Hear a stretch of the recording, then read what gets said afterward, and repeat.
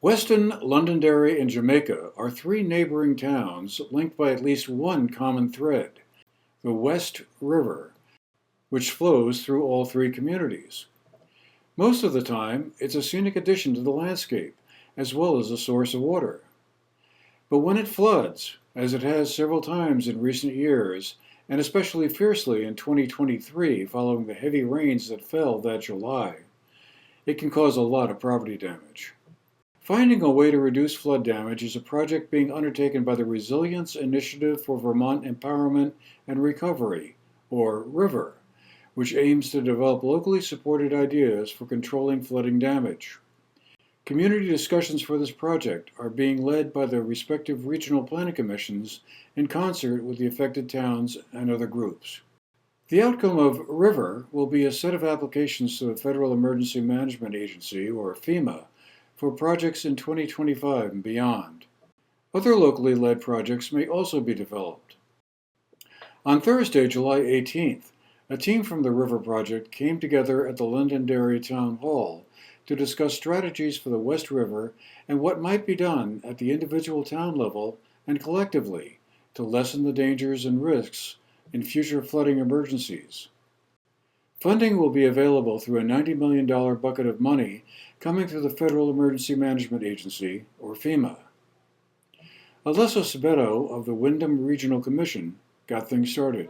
River brings planning and technical support to this project development and application development. So planning support comes through Windham Regional Commission, myself, and then we have technical engineering support through Stone Environmental and their sub-consultants who, and Megan will speak to that in a little bit. And then the culmination of the work will be grant applications, a set of applications for, to FEMA for the Hazard Mitigation Grant Program funding that is currently available now for projects to move forward in 2025 and beyond. So right now there is a $90 million pot of money for mitigation that stems from the July event. With all of the damage statewide, a portion of that, a percentage of that is set aside for a future mitigation fund, and that's what this is. And that's the largest pot of money that HMGP has ever had in our state. So it is an unprecedented opportunity to think big and do some really influential projects. So the overarching goal is to implement projects that lessen flood damages in those particularly vulnerable communities. Then the meeting broke up into three breakout groups from each of the three towns to drill down to the specific and particular places where improvements could be made. During the breakout session, we had chances to talk with Jim Linville, the Vice Chairman of the Weston Select Board, and Tom Cavanaugh, the Chairman of the Londonderry Select Board, to get their takeaways. That the Rivers program is here to act as a conduit for the $90 million of FEMA money with the state match, and we're looking forward to the results of the hydraulic study that Weston has commissioned to determine what our remediation plans are going to look like and what we can support. What's in this for Londonderry or this consortium here? Is there some help that you think you can get with some of the flooding issues that you've had in the last few years? Or absolutely. There's we got multiple projects that we need to get finished up that FEMA didn't quite cover. Some of them elevating Rose Road. We got a couple box culverts we got to do, and we're also looking at floodplain elevation and restoration projects. Trying to create some more floodplain space. You dig the land down to about a foot above the river or so, and that way when it floods there's just that much more storage.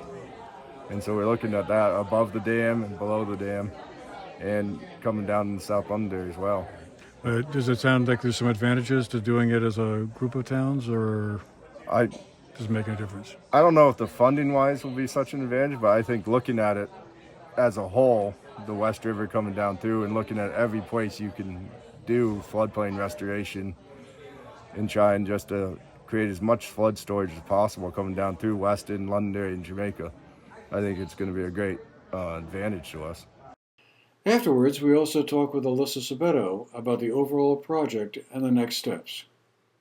Yeah, so the point of the meeting is to gather feedback about the project ideas so that we can have public input going into our select board discussions and the select board decision-making process, so that they're choosing projects to move forward with application that the public has had an opportunity to weigh in on. And so that's part of it, and then part of it is to gather any new ideas that we can from folks that show up. You know, the opportunity was definitely there and is there for the towns to think collectively about the West River and impacts upstream and down, and how they can work together to lower vulnerability for themselves and their neighbors. As well, you know, there's projects that towns oftentimes have trouble kind of doing that, you know, thinking beyond their borders. But there definitely is an opportunity for the towns to work together to do joint projects, or to do projects that they're just leading themselves. So with us having 3 towns that are in this project, then, you know, that led us to do that. But some towns are you know, it was just the towns were chosen by Vermont Emergency Management. So these 3 towns happen to be the ones that were chosen in our region because of the damages they had in July. And in the next couple of weeks, we're going to start vetting the projects and then working on applications soon thereafter. So the timeline for this is pretty quick. So you know, we're doing everything we can to have as much public input in this phase. As Alyssa Sabeto said, the timeline for getting applications into Vermont Emergency Management is short. And in all likelihood, the next flooding emergency is only a matter of time, measured in years, not decades. For the GNAT-TV News Project, I'm Andrew McKeever.